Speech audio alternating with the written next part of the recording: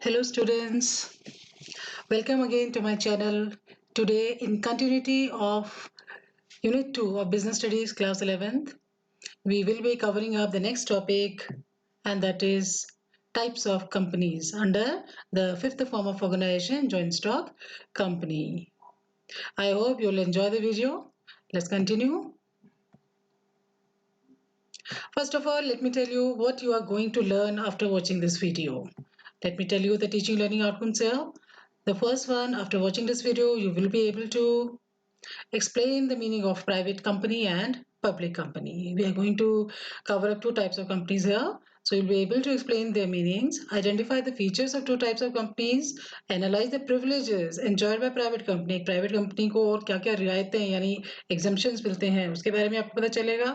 And of course you will be able to differentiate between public and private company. So let's start the topic. Before starting the topic, let's go through these pictures. Something Microsoft, a logo of Apple, InterOcean, shipping company private limited, एक shipping company होती है, private limited है, something private limited written over in the last picture. So all these are indicating that we are showing some companies which are private limited. Now look towards these. Steel Authority of India Limited, Reliance Industries Limited, ITC Limited, Hindustan Unilever Limited. As I told you, Microsoft India Private Limited, it's a private company. So what exactly? All are companies? Microsoft भी एक company है, cell भी एक company है, Reliance industry limited भी एक company है. फिर इसको अलग अलग डिस्क्रिमिनेट हम क्यों कर रहे हैं? एक में प्राइवेट लगा दिया, एक में बिना प्राइवेट लगा सीधा लिमिटेड लिख दिया. That means there are some companies which are private and some which are public company. जिसमें limited लिखा है without using private वो public companies है. That means so we are going to study two types of companies and that is types of companies are private company and public company. So in coming slides we will be going through meaning of private and public companies, their terms and conditions, what make them private or public. Let's continue. So private company first. Private company means a company which restricts the right of members to transfer its share. I will be reading it word by word because this meaning is being mentioned in Companies Act. So we are going to write it as it is. Restricts the right of members to transfer its shares. Company के जो members होते हैं, जैसे हमने पहले video में बताया था कि कंपनी के शेयर होल्डर्स उसके ओनर्स होते हैं, वही उसके members कहलाते हैं. वो अपने जो शेयर्स हैं उस समय हमने बताया था कि there is transferability of shares. लेकिन अगर हम प्राइवेट कंपनी की बात करते हैं तो प्राइवेट कंपनी अपने शेयर्स ट्रांसफर नहीं कर सकती. तो ऐसी कंपनी जो अपने शेयर्स ट्रांसफर नहीं कर सकती उसमें रिस्ट्रिक्शन होता है. ऐसी कंपनी जिसके मिनिमम 2 और मैक्सिमम 200 मेंबर्स हो सकते हैं. Do you remember? Any company which has a minimum of 2 and maximum of 200 members only, वो भी एक प्राइवेट कंपनी है. Does not invite public to subscribe to its securities. Since it is private company, इसको allowed नहीं है कि ये public पे अपना subscription invite जारी करके उससे पैसा ले सके. One and the foremost important thing, it is necessary for a private company to use the word private limited after its name. तो प्राइवेट कंपनी का अगर मीनिंग हमको लिखना है तो हमको ये सारी चीजें उसमें मेंशन करनी है. It restricts the rights of members to transfer its shares, has a minimum of 2 and maximum of 200 members and does not invite public to subscribe to its securities. तो प्राइवेट कंपनी के meaning के लिए हमें इन 3 conditions को mention करना जरूरी है और हर प्राइवेट कंपनी के नाम के पीछे प्राइवेट लिमिटेड लिखना कंपलसरी है. Now let's talk about public company. See, a public company means a company which is not a private company. Getting it? Quite ambiguous statement कि कोई भी कंपनी जो प्राइवेट नहीं है वो पब्लिक कंपनी कहलाएगी. We'll explain it in detail. As per the Companies Act, a public company is one which has a minimum of 7 members and no limit on maximum numbers. कोई भी ऐसी company जिसको कम से कम 7 members लेने होते हैं अपनी कंपनी को फॉर्म करने के लिए एंड मैक्सिमम में उसकी कोई लिमिटेशन नहीं है. क्यों नहीं है? क्योंकि पब्लिक को इनवाइट करती है एंड पब्लिक तो लार्ज नंबर में अप्लाई कर सकती है. So there is no limit on maximum members. Has no restriction on transfer it shares. एक पब्लिक कंपनी, जब मैं जॉइंट स्टॉक कंपनी का मीनिंग एक्सप्लेन कर रही थी, उसमें जब भी मैंने ये बात बोली है कि उसके शेयर्स ट्रांसफरेबल है, तो हम पब्लिक कंपनी की ही बात करते हैं. जनरली भी जब हम कोई टॉपिक समझा रहे होते हैं कंपनी के बारे में, तो जब तक स्पेसिफिकली मेंशन ना हो, we are actually talking about public company only. So a public company has no restrictions on transfer of its shares, then is not prohibited from inviting the public to subscribe to its securities. Public company form ही तब होती है जब वो public को prospectus issue करती है, उसको एक इनविटेशन देती है कि आइए हमारी कंपनी में पैसा लगाइए. तो ऑब्वियस सी बात है, तो उसको तो प्रोहिबिट कर ही नहीं सकते हैं पब्लिक को अप्रोच करने के लिए. So that is why it is not prohibited from inviting the public to subscribe to its securities. And one thing to be remembered, a private company which is a subsidiary of a public company is also treated as a public company. कोई भी ऐसी private company जो किसी public company के under आ चुकी है, उसको भी हम पब्लिक कंपनी का ही दर्जा देते हैं. तो अब स्टार्टिंग वाला सेंटेंस एक बार फिर से देखेंगे. अ public company means a company which is not a private company.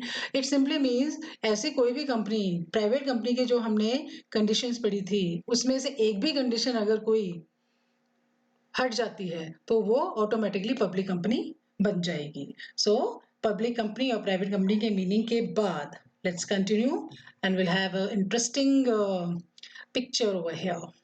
C, wow, that's my most important cartoon character when I was in childhood or even on today's date. And no points in guessing कि मुझे लगता है हर उम्र में किसी को भी पूछेंगे तो उनका फेवरेट कार्टून, 90% लोगों का favourite cartoon character Tom and Jerry ही होगा. अब ये पिक्चर क्यों लेकर आई मैं बीच में? देखिए, who is happy? Tom. And who is annoying, getting annoyed on Tom? Jerry. Sorry, Jerry is happy and Tom is getting annoyed on him. See, size wise देखा जाए तो जेरी छोटा सा है और टॉम इतना बड़ा है, फिर भी टॉम नाराज हो रहा है और जेरी जो है वो बहुत खुश है. तो देखें जरा क्या कहना चाह रहे हैं हम. चलो हम देखते हैं. जेरी को प्राइवेट कंपनी का नाम दे देते हैं और टॉम को पब्लिक कंपनी का नाम दे देते हैं. अब ठीक है, नाम दे दिया, तो ये बात कहाँ से है कि एक खुश एक दुखी क्यों है? Let me tell you.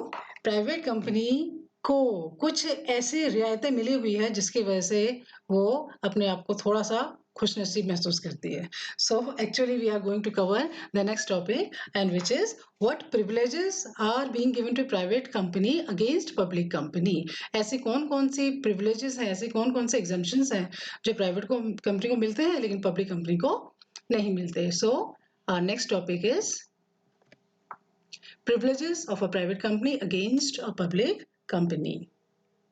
See, the first one, private company can be formed by only two members. जब हमने दोनों के मीनिंग पढ़े थे तो प्राइवेट कंपनी कौन होती है? जो 2 मेंबर से फॉर्म होती है. पब्लिक कंपनी कौन होती है? जिसमें कम से कम 7 मेंबर्स का होना जरूरी है. तो पहली प्रिविलेज प्राइवेट कंपनी की यही है कि ये सिर्फ और सिर्फ 2 मेंबर से फॉर्म की जा सकती है. Second, no need to issue prospectus as invitation for issue of shares, it not for general public. Prospectus एक डॉक्यूमेंट है.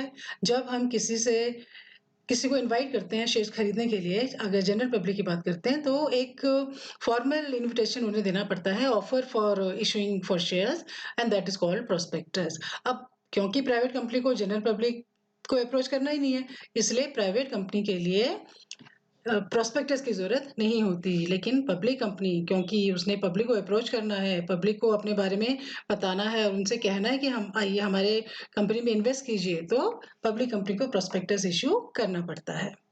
Allotment of shares can be done without receiving the minimum subscription. एक minimum subscription अभी मैं इसको short में बता रही हूँ, क्योंकि जब हम नेक्स्ट इसका टॉपिक लेंगे कंपनी का, उसमें ये सारी चीजें डिटेल्स में है. Right now let me tell you only this thing कि जब भी कोई पब्लिक से इशू प्रोस्पेक्टिव इशू करते हैं, उनसे शेयर्स मांगे जाते हैं, शेयर्स पे पैसा लगाने के लिए कहा जाता है, तो हर शेयर होल्डर कुछ ना कुछ शेयर्स के लिए अप्लाई करता है। कंपनी की एक पर्टिकुलर कंडीशन रहती है कि कंपनी का जो रिक्वायरमेंट ऑफ कैपिटल है, उसके हिसाब से वो शेयर्स इश्यू करती है। तो जनरलाइज़ वे में माना जाता है कि अगर उसकी रिक्वायरमेंट का 90% पब्लिक अप्लाई नहीं करती है, तो वो कंपनी जो है फिर आगे अपना काम शुरू नहीं कर सकती। तो ये जो रिक्वायरमेंट है 90% वाली, इसको हम मिनिमम सब्सक्रिप्शन कहते हैं। तो अगर माना ये जाता है कि अगर कंपनी ने पैसों के लिए पब्लिक को अप्रोच किया और पब्लिक 90% की एप्लीकेशन से ज़्यादा नहीं आ पा रही है, इसका मतलब पब्लिक इंटरेस्टेड ही नहीं है कंपनी में पैसे लगाने में। तो इसीलिए एक पब्लिक कंपनी के लिए ज़रूरी है कि जितना भी उसने कैपिटल रिक्वायरमेंट के हिसाब से इश्यू किया है, उसका कम से कम 90% पब्लिक द्वारा अप्लाई करना ज़रूरी है। लेकिन प्राइवेट कंपनी क्योंकि पब्लिक को अप्रोच ही नहीं करी, उसने आपस में अपने ही near and dear friends relative से अपना सारा कैपिटल अरेंज कर लिया। उसे पहले से ही पता होता है कि इतनी कैपिटल वो अरेंज कर लेंगे, तो इसीलिए प्राइवेट कंपनी के लिए मिनिमम सब्सक्रिप्शन जैसी कोई रिक्वायरमेंट नहीं होती। प्राइवेट कंपनी कैन स्टार्ट इस business soon after incorporation certificate. यहाँ पे इनकॉर्पोरेशन सर्टिफिकेट को मैं एक सिंपल सा नाम दे देती हूँ फिलहाल, रजिस्ट्रेशन। जब भी कोई कंपनी रजिस्टर करती है अपने आप को, अगर वो प्राइवेट फॉर्म में है तो इमीडिएट रजिस्ट्रेशन के बाद वो अपना बिजनेस स्टार्ट कर सकती है। लेकिन अगर पब्लिक कंपनी की बात करें तो क्योंकि उन्होंने तो पब्लिक से पैसा लिया है, अब वो पैसा आया कि नहीं आया वो तो सब्सक्रिप्शन के बाद ही मालूम चलेगा, सब्सक्रिप्शन स्टेज के बाद। सो दैट इज वाई एक पब्लिक कंपनी को इन कॉर्पोरेशन के बाद मिनिमम सब्सक्रिप्शन वाली कंडीशन पूरी करनी होती है, उसके बाद ही वो अपना बिजनेस स्टार्ट कर सकती है। That is why private company can start its business soon after incorporation certificate. Then it needs to have minimum of 2 directors only. एक प्राइवेट कंपनी सिर्फ और सिर्फ 2 डायरेक्टर से भी काम चला सकती है, जबकि एक पब्लिक कंपनी के लिए कम से कम 3 डायरेक्टर्स का होना जरूरी है।